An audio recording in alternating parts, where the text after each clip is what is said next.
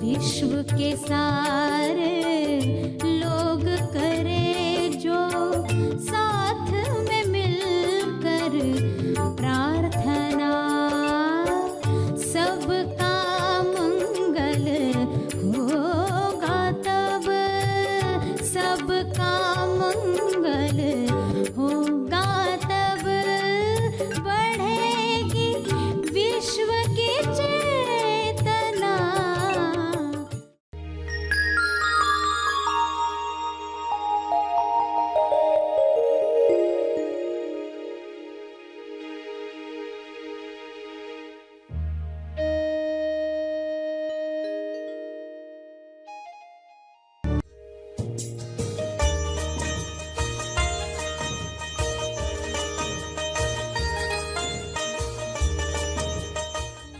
जब आप अंदर जाने वाली सांस, बाहर आने वाली सांस को वर्तमान में रहते हुए देखते हो तो आपकी पुरानी आदत मन की भटकने की टूटने लगती है।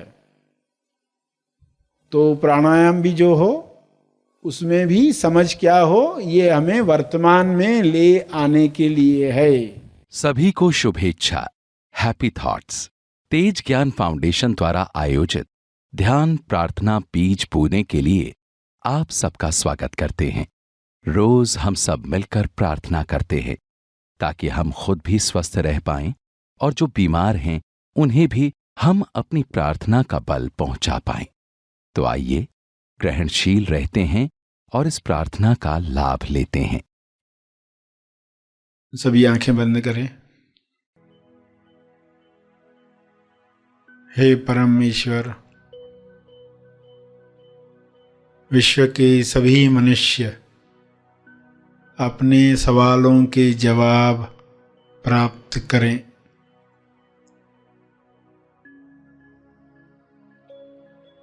सभी मनुष्य अपने जवाबों को साथ में लेकर आगे की यात्रा करें।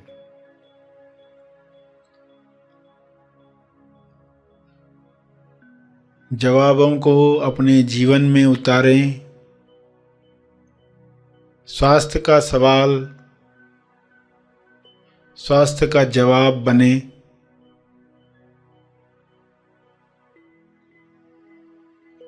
सभी को यह जवाब अनुभव से प्राप्त हो।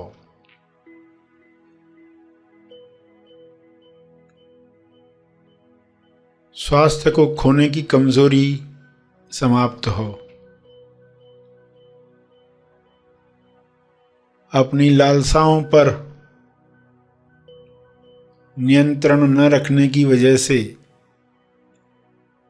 अपनी कामना पूर्ति की जरूरत की दलदल में फंसते जाता है।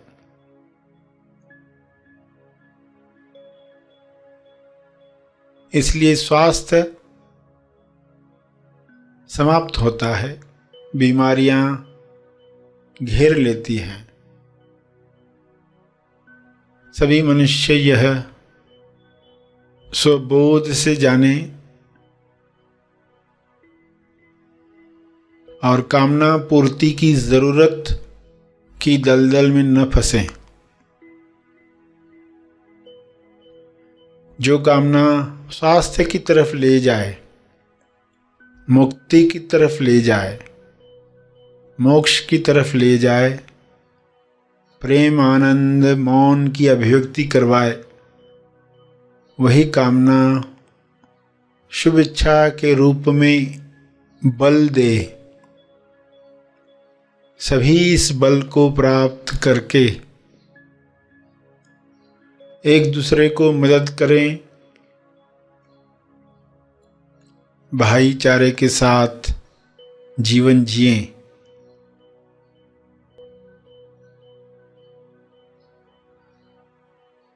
सभी मृत्यु की सच्चाई जान लें।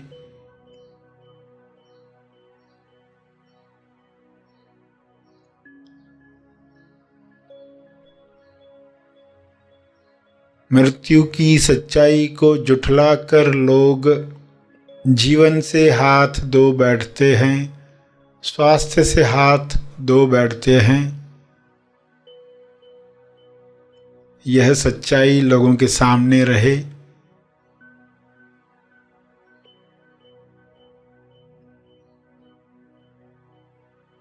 इस सच्चाई को सामने रखने की वजह से लोग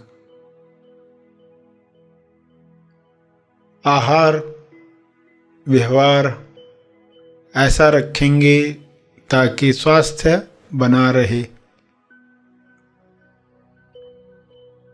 रोग प्रतिरक्षण शक्ति बढ़ती रहे।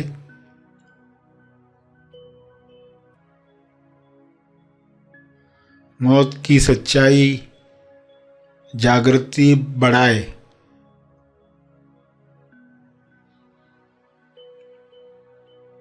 अपना जीवन सार्थक करने के लिए इस सच्चाई को लोग याद रखें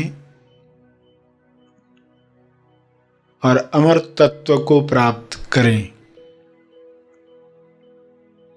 पृथ्वी पर ही ऐसा काम करें कि संपूर्ण स्वास्थ्य मिले, जो शारीरिक भी है, मानसिक भी है, आर्थिक भी है, सामाजिक और आध्यात्मिक भी है। संपूर्ण स्वास्थ्य सभी का जन्म सिद्ध अधिकार है, सभी को यह अधिकार प्राप्त हो।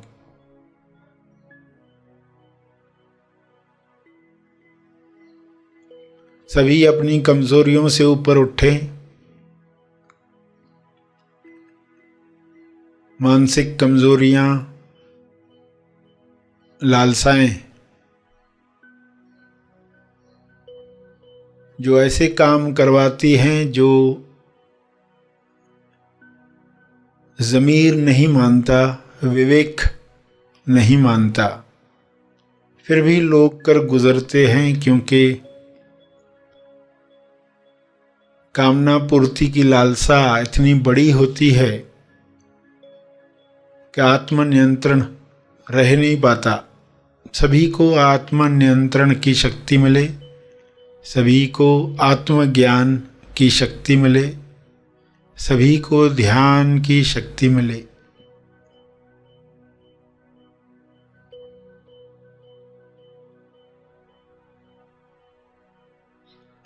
सभी इन शक्तियों का सकारात्मक उपयोग करें और इन शक्तियों का बल तपर्पण करें,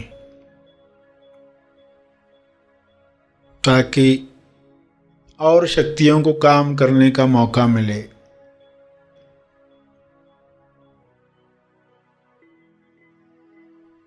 सभी का कल्याण हो, सभी का मंगल हो। इसी में मेरा मंगल भी है, इसी में परिवार का मंगल है, इसी में समाज और देश का मंगल है, इसी में विश्व का मंगल है। ऐसी अंडरस्टैंडिंग सबको मिले। सभी इसी समझ के साथ प्रार्थना करें। सभी अपने शब्दों में प्रार्थना करें।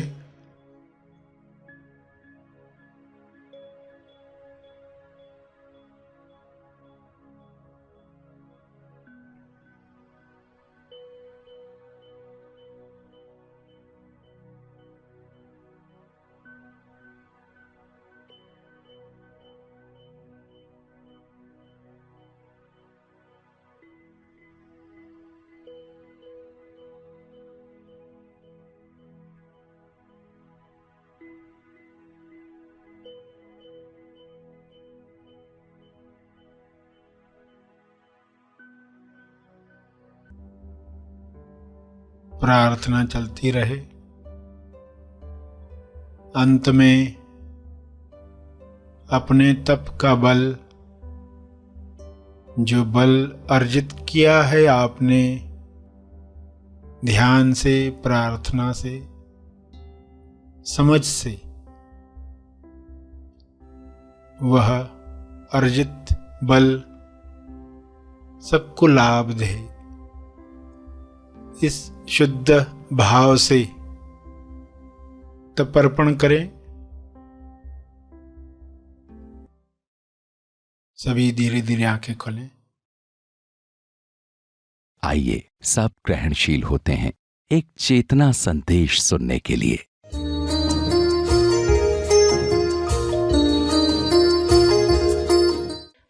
आसनायाम से स्टार्ट होती है, मगर लोग शारीरिक आसन करके ही समझ लेते आध्यात्मिक हो गए।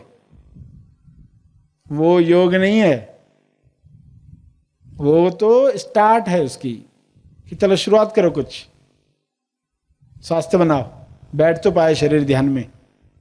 तो फिर प्राणायाम में भी जब आप अंदर जाने वाली सांस, बाहर आने वाली सांस को वर्तमान में रहते हुए देखते हो तो आपकी पुरानी आदत मन की भटकने की टूटने लगती है। तो प्राणायाम भी जो हो उसमें भी समझ क्या हो, ये हमें वर्तमान में ले आने के लिए है।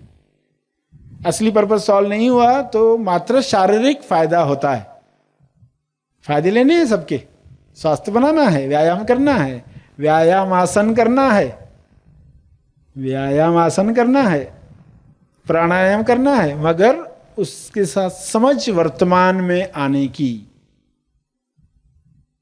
भूतस्य भविष्य से बाहर आकर वर्तमान में स्थापित होने की, कल से बाहर आकर, कल जो बीत गया, कल जो आने वाला है, दोनों कल से निकल गए तो अकल आ गई, दोनों कल से निकल गए तो अकल का अर्थ क्या? अकल।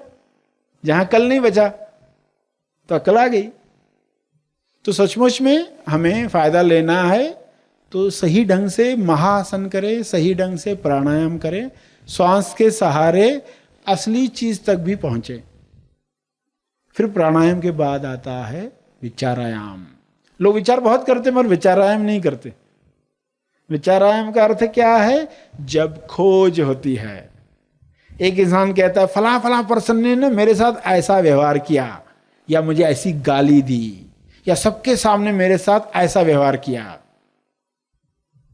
10 साल पहले बहुत दुख हुआ, और अब मैं जब भी उसको देखता हूं उसका विचार भी याद आता है, मुझे बहुत दुख होता है, बहुत तकलीफ होती है। अब उस पर्सन को कहो कि उस पर्सन ने तुमको 10 साल पहले गाली दी, उसका दुख तुम आज भोग रहे हो, उसने तुमको बहुत तकलीफ दी ना, बोलेगा बहुत तकलीफ दी। अच्छा ये बता, उसने ज्यादा तुमको तकलीफ दी कि तुमने खुद को ज्यादा तकलीफ दी? 10 साल से तुम खुद को तकलीफ दे रहे हो। जालिम कौन? वो कि वो तकलीफ थोड़ी देर चली, खत्म हो गई, थप्पड़ मारी, थोड़ी देर दर्द हुआ, मगर तुम तो रोज थप्पड़ मार रहे हो, उसका क्या? वो बुरा कि तुम बुरे? देखो ईमानदारी से मनन करना होगा, वरना पर्सन कहेगा हमारे साथ एक तो उल्टा हो गया, गलत हो गया, ऊपर से बोलते तुम ही खुद को तकलीफ दे रहे हो। तो ईमानदारी से पूछना, यार वो घटना तो हो गई, उस वक्त तकलीफ हुई, सही बात है, मगर उसके बाद कौन दुख दे रहा है? तो ये एक भी सूत्र आपने पकड़ लिया तो दुख से आप मुक्त हो सकते हो। फिर जब भी कुछ हो जाएगा तो आप कहोगे कि अच्छा उस पर्सन ने मुझे दुख दिया, मैं खुद को दुख नहीं देने वाला, वो सोच कर मन बड़बड़ नहीं करेगा। मन को क्या कहोगे? अच्छा तुम बताओ कौन ज्यादा दुख दे रहा है, तुम, वो पर्सन? तुम बताओ। ईमानदारी से मनन करोगे, नई चीजें सामने आएगी, खोज हो जाएगी, और खोज में अगर आप पक गए तो तुरंत, घटना हुई नहीं कि आप मुक्त हो जाते, मगर तब तक बीच में पुराना मन आएगा, दोष लगाएगा, लोग ही गलत हैं, मेरे साथ रहने वाले लोग गलत हैं, मगर कहोगे ये तो व्यवस्था है, संसार की व्यवस्था, आपसे साधना करवाने के लिए, वरना कैसे करते साधना? इसी में तो मन को पतला करना है, स्लिम करना, यही तो जिम है, यही तो तेज संसार जिम है। तो इस जिम में काम करो, इस मन को पतला करते जाओ, दुख आना बंद हो जाएगा। वरना इंसान खुद को ही सही मानता है, मैं सही हूं।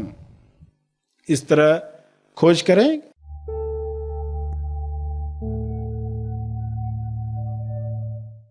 प्रार्थना और मार्गदर्शन का सभी ने लाभ लिया। आइए यहीं पर समाप्त करते हैं, कल फिर मिलेंगे, तब तक के लिए धन्यवाद।